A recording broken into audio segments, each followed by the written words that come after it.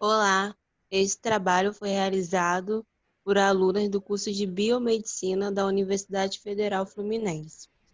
O tema do nosso trabalho é sobre a anatomia aplicada à drenagem linfática do pâncreas. Os integrantes desse trabalho são Nayara Ribeiro e Yasmin Abreu. Pode passar.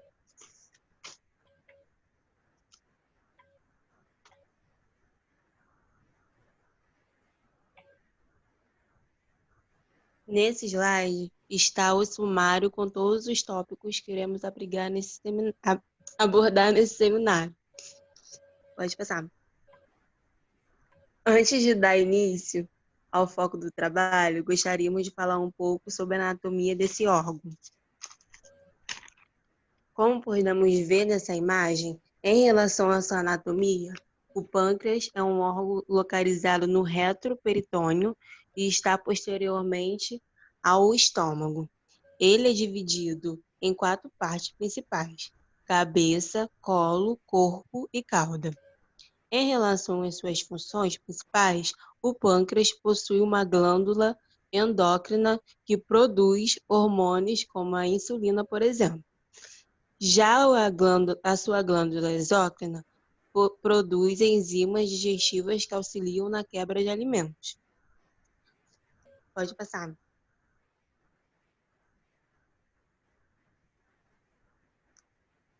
Em relação aos vasos linfáticos, o pâncreas possui uma rede complexa desses vasos e nódulos linfáticos, que são responsáveis pela drenagem de cada parte desse órgão. Esse sistema linfático é o que transporta a linfa e atua junto ao sistema imunológico. Nessa imagem, mostra os gânglios linfáticos que compõem esse sistema, onde, pela letra A, indica o grupo ganglionar que acompanha a artéria, a chamada cadeia esplênica, em azul, indo em direção à extremidade esquerda dessa cadeia, onde são localizados os gânglios pancreáticos esplênicos em roxo. Em B, indica os gânglios gástricos superiores destacados em azul. E em C, está indicado os gânglios pancreáticos duodênicos anteriores destacados em verde, localizados à direita. Em D, está indicado os gânglios da cabeça mesentérica superior, destacados em amarelo. Esses estão localizados mais abaixo. Pode passar.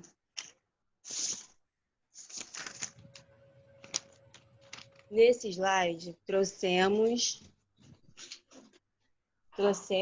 algumas generalidades relacionadas ao vaso linfático pancreáticos. Em relação às redes de origem, em 1882, Clay havia descrito que ao redor dos espaços linfáticos dos ácidos pancreáticos, os limites internos eram pela mesma parede dos ácidos, e os limites externos eram os vasos e o tecido conjuntivo. Mas hoje se sabe que os linfáticos nascem dentro dos tecidos por redes fechadas, sem qualquer comunicação direta com espaços intersticiais. Em relação aos troncos diferentes da rede perilobular, os linfáticos seguem para os septos conjuntivos interlobares, fazendo o mesmo trajeto dos vasos sanguíneos. Assim, dessa forma, eles alcançam a superfície externa da glândula para, então, irem aos seus respectivos grupos de grãos.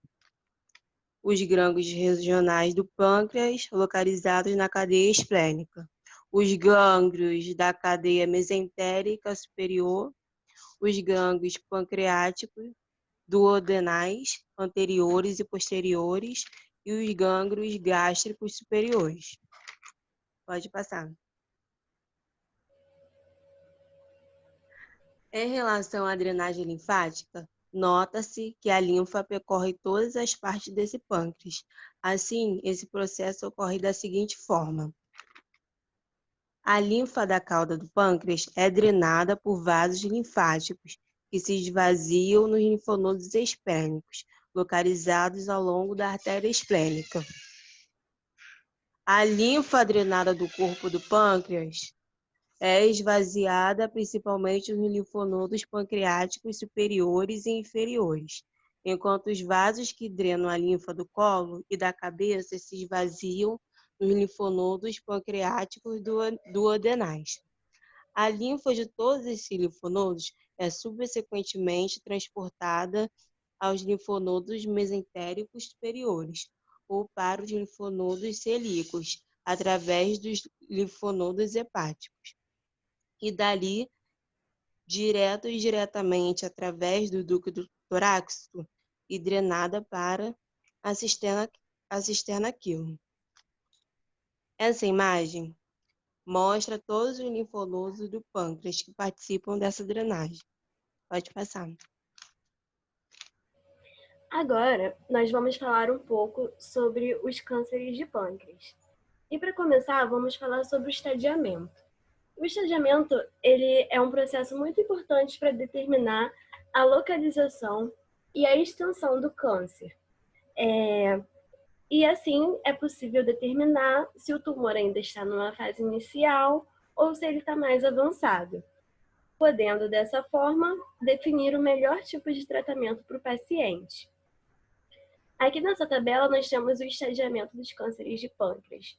No estágio 1, é descrito tumores confinados ao pâncreas menor que 2 centímetros e é definido como 1A, ou entre 2 a 4 centímetros sem outros focos, definido como 1B. Já no estágio 2, ele avança mais um pouco e os tumores confinados ao pâncreas medem maior que 4 centímetros, definido por 2A, ou podem comprometer de 1 até 3 linfonodos, seria uma classificação 2B. No estágio 3, ele avança ainda mais e comprometem mais de 3 linfonodos ou vasos principais.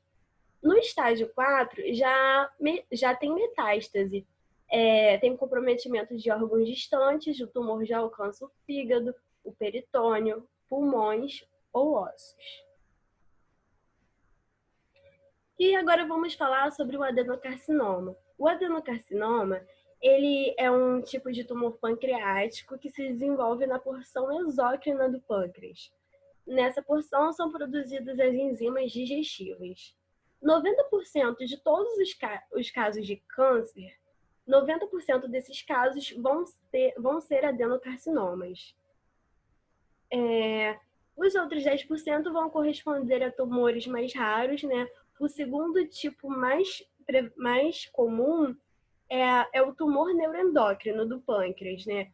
Por exemplo, o insulinoma, que é um tumor neuroendócrino que pode produzir insulina em excesso, podendo provocar hipoglicemia.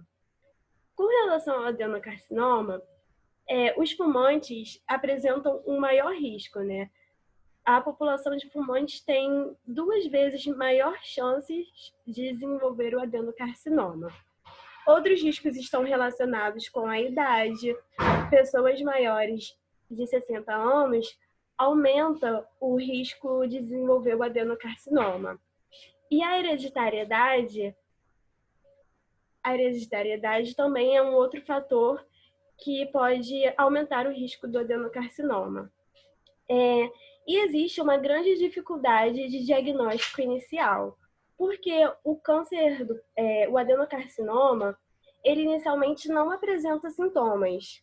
E por não apresentar sintomas nos estágios iniciais, dificulta o tratamento, por isso apresentando uma alta taxa de morbidade.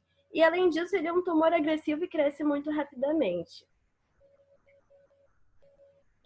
Bom, geralmente o adenocarcinoma ele vai acometer a cabeça do pâncreas, mas também ele pode se originar no corpo ou na cauda.